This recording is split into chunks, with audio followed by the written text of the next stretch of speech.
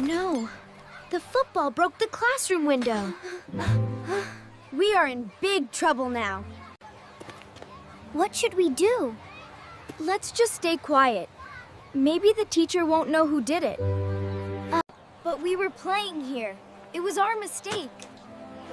If we tell the truth, we might get punished. Maybe, but lying will make things worse. Who broke the window? Don't say anything. Ma'am, it was an accident. We were playing with the football and the window broke. Thank you for telling the truth, Sara. Aren't you angry, ma'am? Mistakes happen, but honesty is very important. I'm proud that Sara told the truth. I was scared, but telling the truth feels better. Always speak the truth, no matter what. If you want to learn more English conversations like this, please like, share, and subscribe.